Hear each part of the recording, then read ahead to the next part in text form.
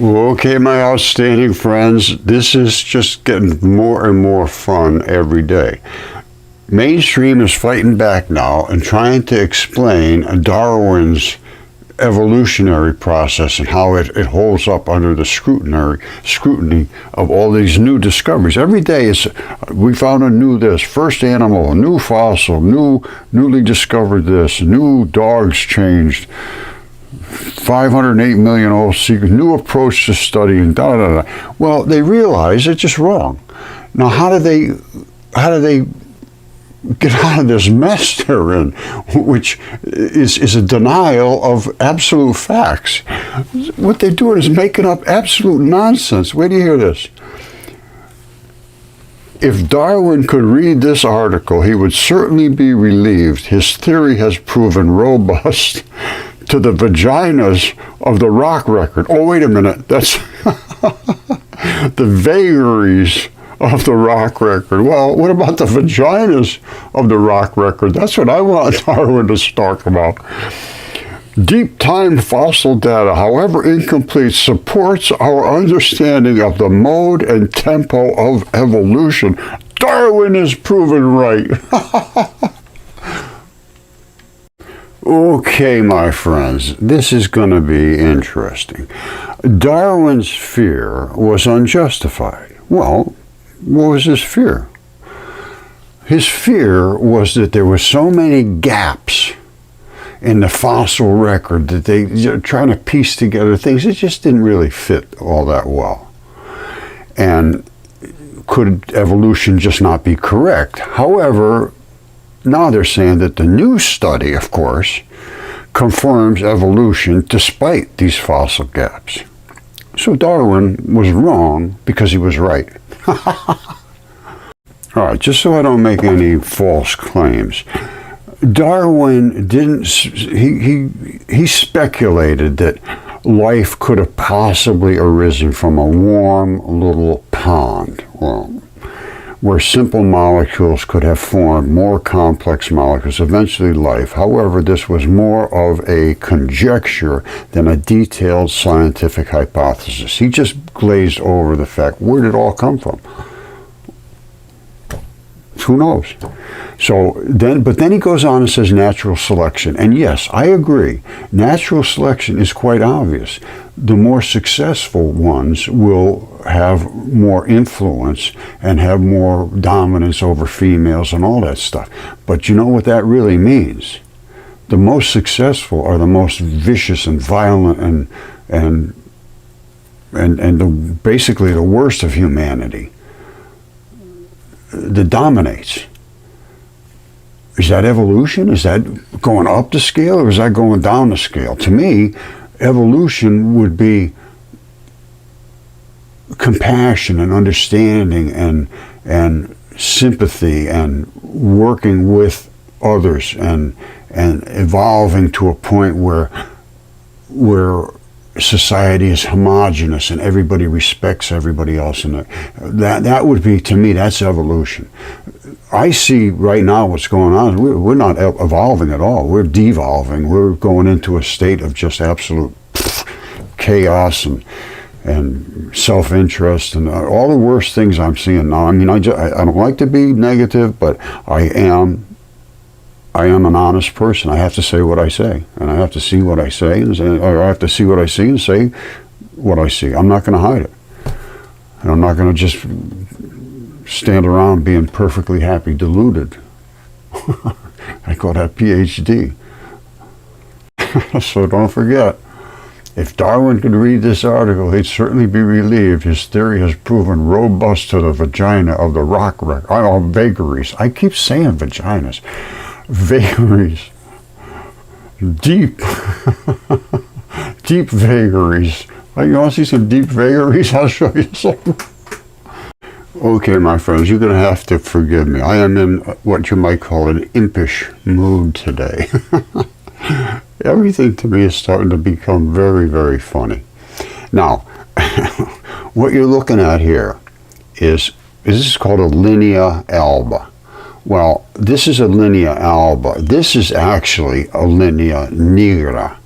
which means it's wide open. Now, sometimes they just open up and fail. It's a seam. Sometimes they open up and fail, and you have to have surgery. And my brother actually had to have that. The seam opened up. Now, of course, he didn't have a baby. But when a woman has a baby, and it forces that seam to open up wide, and then it becomes what they call a linea nigra. Now, normally there's just a little tiny crack that goes right down your whole body here. But when it opens up, it forms a kind of a mat inside between the seam. The seam opens up and something got to fill it, and there's like a mat there, and I'll show you that. Okay, so here's a little bit of a biology lesson. This is that line I'm talking about, the linea alba, and it can get pretty wide depending upon how big the baby is, twins and so forth. Now, let's see these in the fossil evidence, what Darwin would call the vagaries. Well, again, I always call them vaginas. Now, I would love to be able to discuss this with Darwin and say, what does this mean to your theory of evolution? If this was real, which it was. You see that little tiny split running right down there? That little tiny seam? That's the linea alba. All right, the rest is quite obvious. You have your urethra and your clitoris, you got the labia majora minora, you got all of these, I think they call it vagina ripples and ridges or whatever, but there's a series of little ripples basically. Now, and then of course you got the cervix in the back, the vestibule. You know, I'm pretty into vaginas. I understand vaginas pretty good. Now, this is the birth canal. Now, you see down in here? This is where that mat would occur. Now, did she ever have a baby? I don't know. But she was gonna. You see one right there? That's the baby's head. There's his eyes, his little nose, his mouth, his shoulder. The arm comes off here and the hand is broken. You see that little white flaky looking stuff? His face is being ripped through.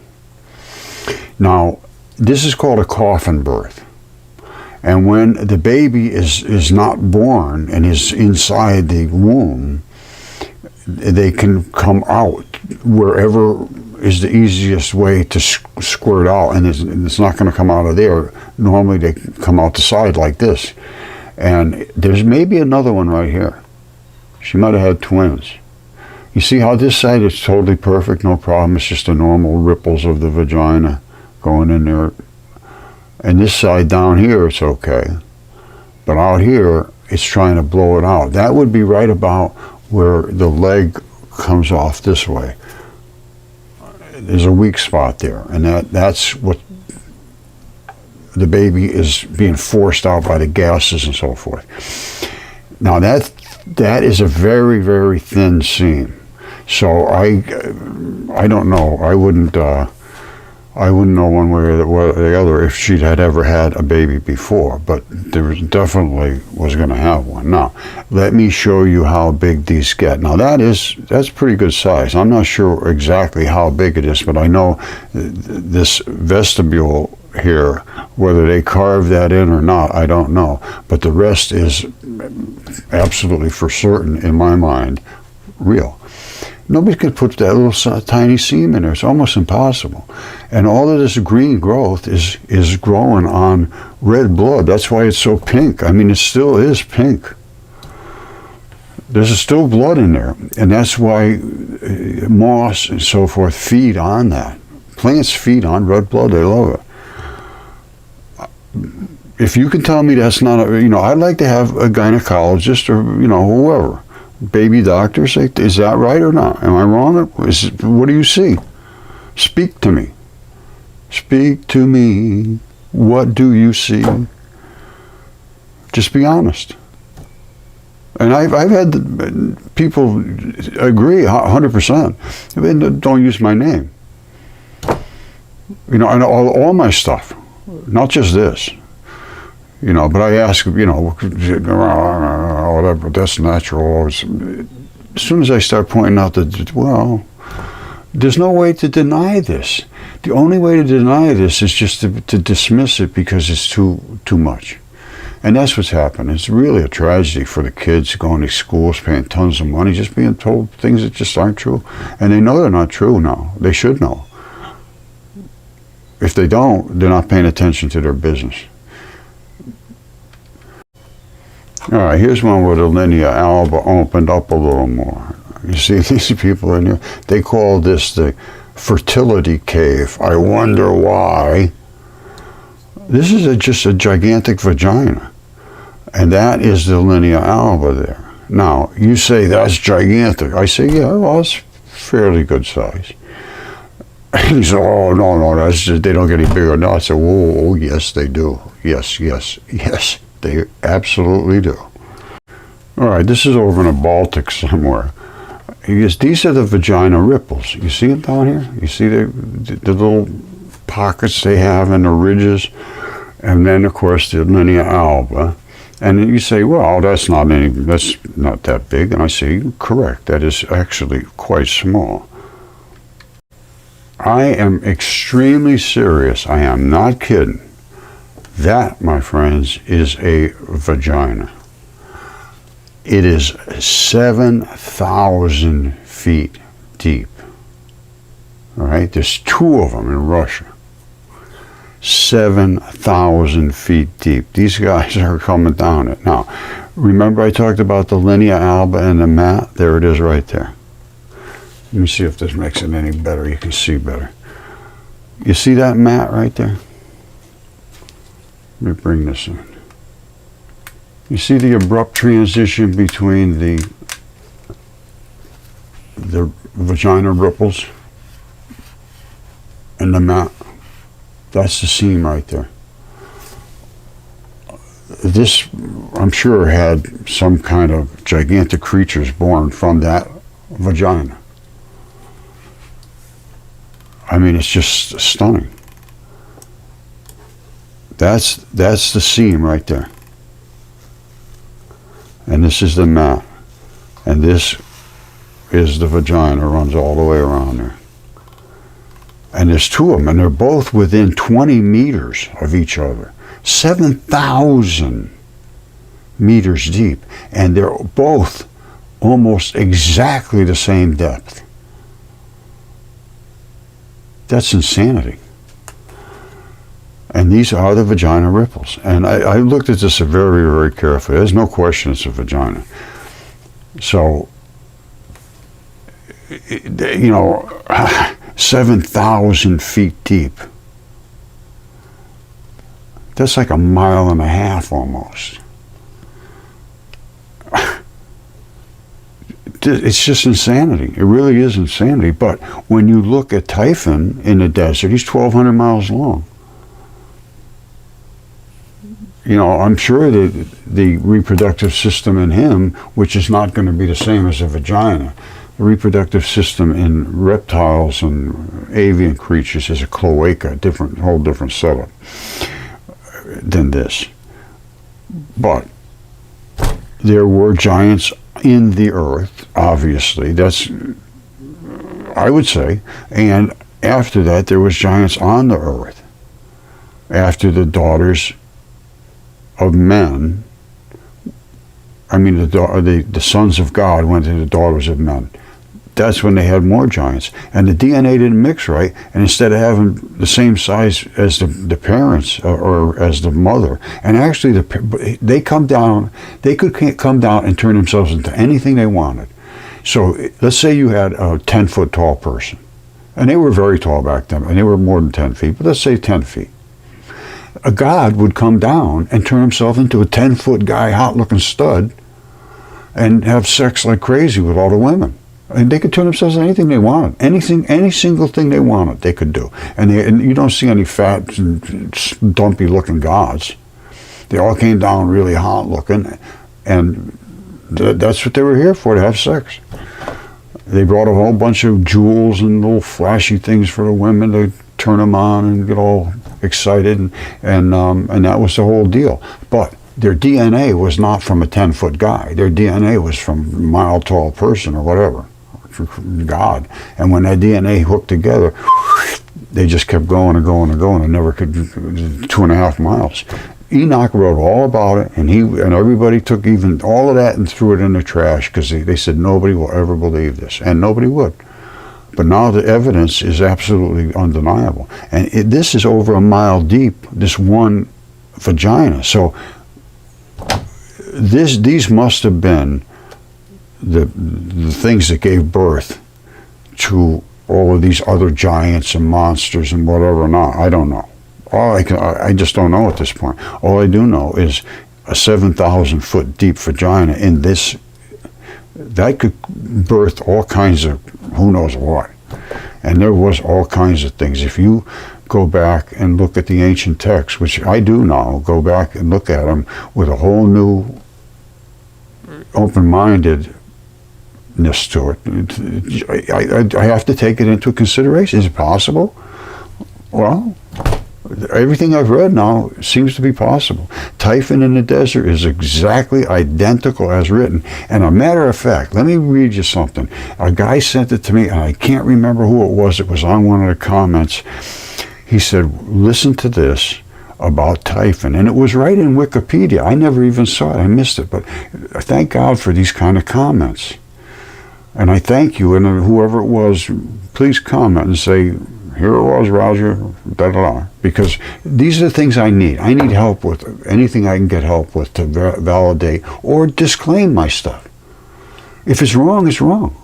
But if it's right, it's right. Now let me show you what they wrote about Typhon in the desert and the fish. This is just beyond belief. Okay, this is quite a long story, because it starts with Gaia, the earth, and Uranus, which is the sky, having sex and giving birth to all of these giant creatures and so forth. And this is about the battle with Typhon and Zeus. Typhon challenged Zeus, and Typhon was born from Gaia, who was Earth, and Tartarus. They had sex and gave birth to Typhon to go and challenge Zeus. So Typhon challenged Zeus for rule of the cosmos. The earliest mention of Typhon and his only occurrence in Homer is a passing reference in the Iliad to Zeus striking the ground around where Typhon lies defeated. Striking the ground where Typhon lies defeated. Now, Hesiod's Theogony gives the first account of their battle. According to Hesiod, without the quick action of Zeus, Typhon would have come to reign over mortals and immortals. In the Theogony, Zeus and Typhon meet in cataclysmic conflict, yes, and Zeus cut his throat with his great and mighty sword, and he's laying right out in the desert. And here's the thing that really freaked me out. Wait till you hear this. This is the part that really blew my mind. These ancient writers has all the gods, but Zeus and Athena were transformed into animals, and they were fleeing to Egypt. Apollo became a hawk. Hermes became an ibis. Ares became a fish. Artemis was a cat, Dionysus a goat, Hercules a fawn, Hephaestus an ox, and Leto a mouse. They all turned into animals. And guess what? Listen to this. This is just way too crazy. Oppian in the 2nd century AD says that Pan helped Zeus in the battle by tricking Typhon to come out from his lair and into the open by the promise of a banquet of fish. He attacked the fish, thus enabling Zeus to defeat Typhon with his thunderbolts. He cut him right down there as he attacked the fish. Here's a fish for you, Typhon. Come on out. Here's a fish. Are you hungry? And he came out, took the bait, and he got his throat cut. I'm just blown away. I mean, there is 100% certainty that this is a gigantic dragon, exactly the size and place that they put him, with the thighs of a human, spitting at a fish, which was the offering of the banquet of a fish. And here is Typhon. This is all the stuff that dragons spit out. This is his dragon-scaled throat running all the way down here. There's his red flashy eye. And here's all his unkempt flurry or whatever it is. They all have that little strippy thing coming down them over in China. You see the dragons. They run all the way down the dragon. And this is his throat all the way down. Only right here, it got cut by Zeus with his great and mighty sword right across there. And that's the red and black blood. If you're a Mudfossil person, you know red and black blood. This is not blood. This is the runoff effluent of just a decomposing body. That's why it's just a grayish, a tan look. When you see the red and the black, the red is the vein, artery, the black is the vein. And he cut his throat. And it's on the maps, and this is the fish right there. That's just a gigantic fish. There's his fins. Fin runs up the top. His tail runs around here. I think his eye is right there. This, I have to look in close and see what that is. I haven't really looked too much at that, but I don't think that's involved in the fish's. The fish might be eating some squid or something. I don't know. But I know one thing, there's no question whatsoever. That is a dragon.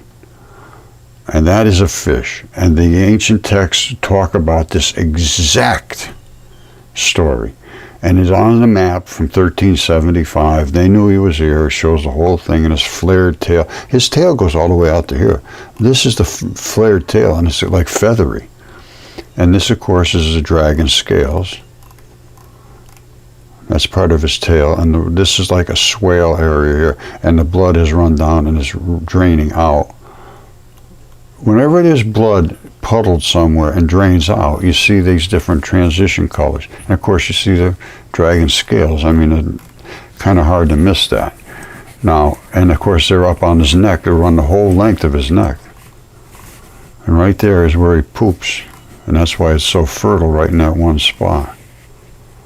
And they have a cloaca. This side is the poop and this side is the urine. And it comes back together and turns into one thing coming down here. That's called a cloaca. It's an avian creature. And this is the neck. All the way down. And inside here is the throat. Outside here is the edge of the outside of his throat. It's like my putting my hand up like this, holding the outside of his throat. And of course it's laid out and splayed out and caved in and all that. But all this yellow stuff is the delivery of the toxin.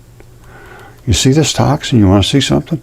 That toxin comes way down from his gut. It comes all the way up to here, all the way up, and then it comes right down into his beards. Look at this, watch this. You see the yellow stuff here? It comes right down into his two beards. Now something happens in here. What? I don't know. But look at that. That is not, you don't see that every day laying around in the woods, you know. That's just not normal. And of course these are his beards. There's one that goes this way and one that goes this way. And this is the one that shoots out the really nasty toxins. This is exactly what was written. He spit out fire and flame and all this stuff at the fish, who apparently is Aries.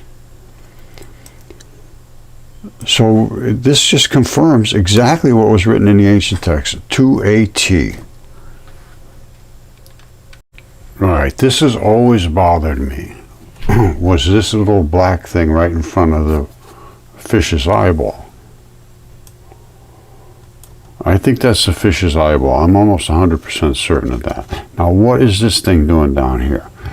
So I started really searching it, and there's an abrupt transition where it looks to me like this thing came in and is trying to eat the fish. There's an abrupt transition up in here, and there is some kind of biological creature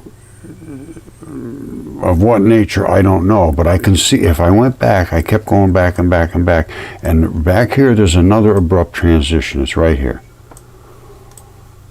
This whole thing here looks like it's like flagellas driving this forward. This is basically an abrupt transition between these things here. This looks like a nucleus of some sort, and all of these little flagellas, they're everywhere. They're everywhere, everywhere, everywhere. And then again, like there's an abrupt transition. This is almost like the nucleus of this subsystem that is driving this forward. To me, this is what it looks like. This is all I can take from it. And then there's more organelles and so forth up in here, the heart and the lungs and whatever was the thing. And then it basically attached right in this area. This is the fish's eye. But right up in here, there's like, I found it, there's well, I can show you the fish's eyeball. There's the eyeball of the fish. Now, you see these lines here? This is the outline of the fish's eyeball, and I believe it's like a membrane.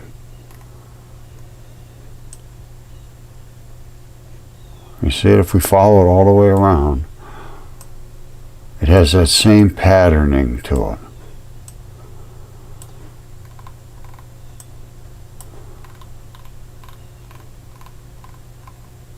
You see it comes all the way around. Same thing over here.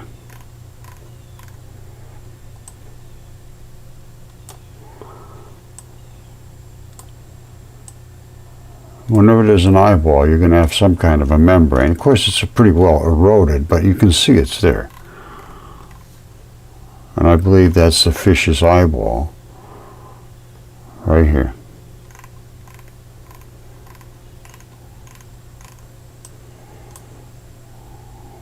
That's all I can take away from that. So I'm going with that's his eyeball, and this is something came up here to eat him, is attached to his face. Looks like it to me. But of this, there is, as far as I'm concerned, anybody that denies this is just a denier of reality. It's a dismisser of truth. That is a dragon, and that's a fish. Now, you got to Google Earth. You come up and look at it. If I'm wrong, I'm wrong. But I'm going to tell you right. I'm not wrong. And these are his thighs, which are the shape of a human. And down here, these are where the coils went. And these are coils of, you see that? That's not just sand dunes. This is almost like ostrich hide. If you know anybody that's ever done any leather tanning, have them look at this.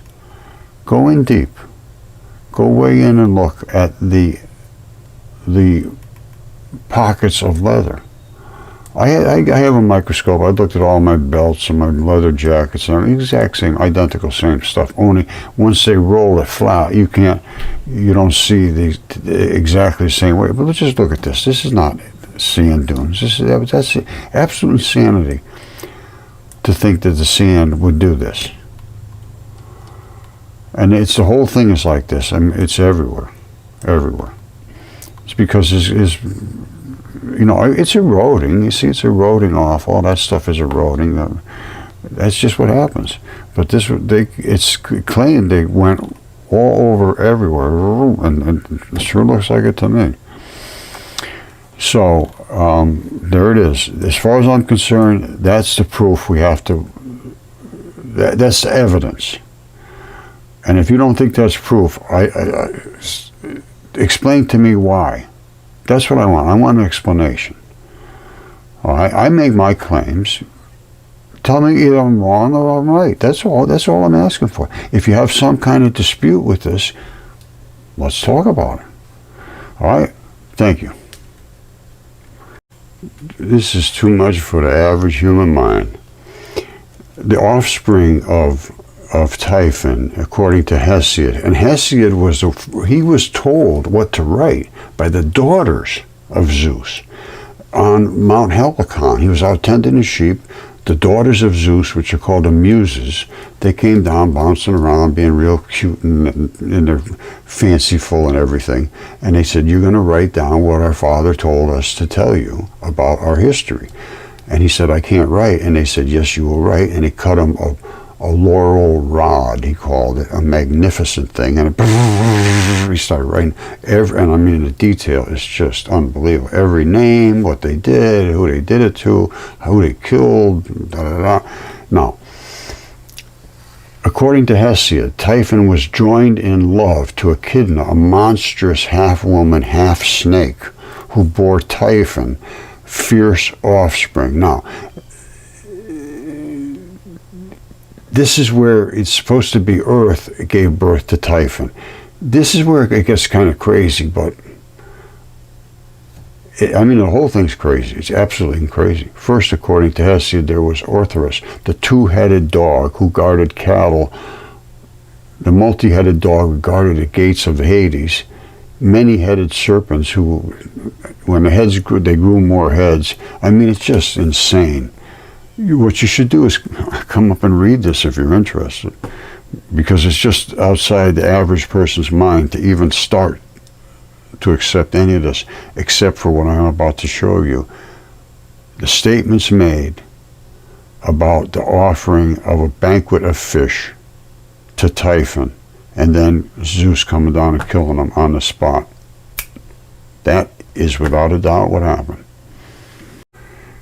Let's just think this over. Evolution means that the successful creatures have more offspring, and therefore that's evolution. Now, what is the successful creatures? What dictates being successful? And the way most people think of it, you inherit a trait of, like, you got an extra finger, or, you can jump higher than somebody else, or, whatever it is. You could start walking upright, and then you can throw a spear and all these things. Well, guess what? That's wonderful. That's great. You change, you look different, you got stronger, your arms are bigger. Well, that doesn't mean anything unless you become brutal. The brutal are the ones that are successful. They're the ones, the aggressive, the dominant. And to be dominant, a lot of times it takes brutality. And that's exactly what we're seeing today. Everywhere in the world. And is brutality evolution? I don't see it that way.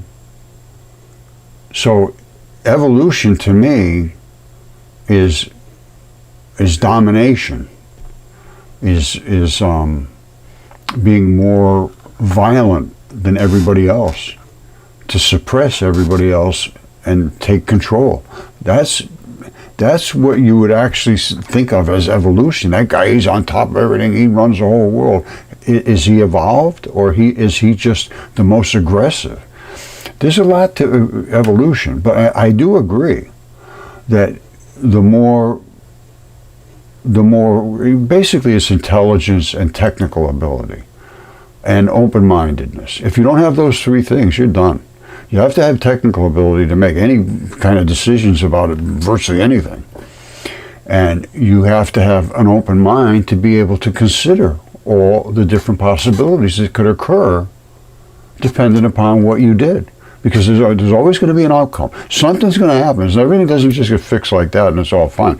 There's always going to be a reverse side to it. So if you can figure a way to mitigate that before you implement your side of it, well, then we're talking quite likely success.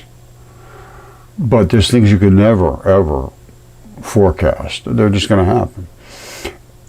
However, if your primary consideration is profit, and nothing else seems to matter, and that seems to be the way of the world, and self-interest and so forth, that makes for a very unhealthy world. And that's really what we have now. And not only unhealthy for eating and food supply and water and everything else. We're using the world in the wrong way. We should be helping the world. Instead, we're just sucking it dry. And it's for this particular lifetime. A lot of people will trade off the world for a few extra dollars so that they can do all the happy things in this life. Well, my world has changed significantly since Mudfossil, and now I believe this is just a place we're supposed to learn what to do, and people are not learning. They're just not learning. So, you know, all I can say is you do whatever you do based on the way you feel about things. But I can tell you one thing right now: if you're doing the things that you're doing based on what you've been taught, our history is, and what you've been told to repeat in schools about the theory of evolution and about all of these things and about no God and Jesus Christ was just a guy, a crazy guy in the woods screaming. No. Stop, turn around your little self and start thinking again for yourself. All right? Because you are not evolving. You are becoming perfectly happy, deluded. You know, they used to call it, ignorance is bliss. You don't know, so you don't care. And you don't care, so everything's fine. And that's exactly what's happening now. Although everybody's starting to get really, coarse to each other and aggressive, and there's no more gentle interaction, there's no more discussion, there's no more open-mindedness, and it's getting worse and worse every day. And the things I have shown contradict everything that you've been taught. And I've been going through the AI chat stuff, and it's absolutely amazing. I ask them if mud fossils agree or what would change. Every single thing that there is would change. Not a single thing you've been taught would be correct. Geology, history, archaeology, anthropology, even all the way down to chemistry and biology and the mythology. I mean, it goes on and on and on and on and on and on. Now, and then the same thing with dipole electron flood theory. If that's right, physics is completely wrong, which it is. They're trying to find things they're never going to find because they don't understand that everything is made of dipoles. So here we are in a place where nobody will allow a discussion about the things that they don't want to hear. And that's not evolution. Evolution, they were more evolved back in the Roman Forum than talking about, the meaning of life and about all of these existential things about, let's discuss it. Let's not just say you're an idiot, you're a moron, you're a tinfoil hat guy, you're an embarrassment to science. Those are the comments to me. So, I would think it's time to start looking at this stuff with a little more open-mindedness and see what we really are seeing in front of our eyes. I'm showing it. I don't just say things. I don't just make statements about what we should think about the past and Darwin's. Right now they try to prove his evolutionary theory with some kind of a computer simulation. I'm not kidding you. That's what we did a computer simulation. Now we figured out Darwin was right. How the hell could you do that?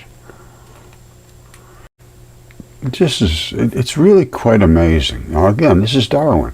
Since Charles Darwin published his theory of evolution, the incompleteness of the fossil record has been considered problematic for reconstructing evolutionary history from the fossils. In other words, they can't show a change right up the line. Darwin feared that the gradual change that his theory predicted would not be recognizable in fossils due to all these gaps in there. So they wouldn't see them just changing up and up and up and up and getting better and more sophisticated. No, they see this and then they see this over here and they see something down here and they're just all over the place. And they're just because the creatures were evolving, yes, to a degree. Big deal.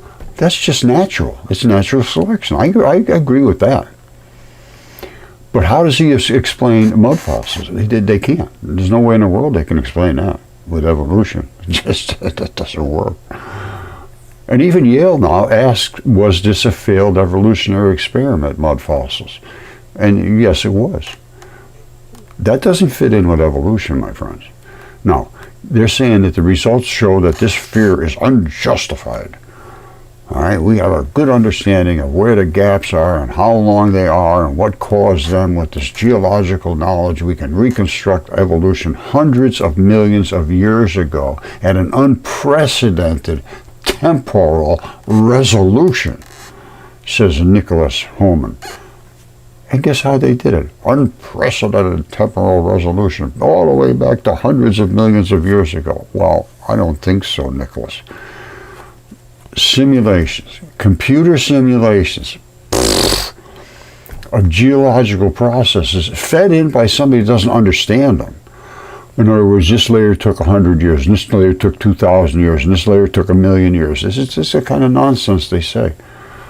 Computer simulations, which was programmed by some guy that had no clue what he was doing, of geological processes, timescales longer than any historical records, can be used to examine effects of these incompletenesses. To that end, Homan and his team combined simulations of different modes of evolution with depositions of carbonate strata to examine how well the mode of evolution can be recovered from fossil time series, and how test results vary between different positions in the carbonate platform and multiple strategic architectures generated by different sea level curves. It's complete nonsense. A computer is not going to show you these giants. It's not going to explain to you how these vaginas were created other than by biology. Now, I had to use that vagina thing when I saw the vagaries. At first, when I saw it, I said the vaginas. I said, no. And they said, life is just hysterical now.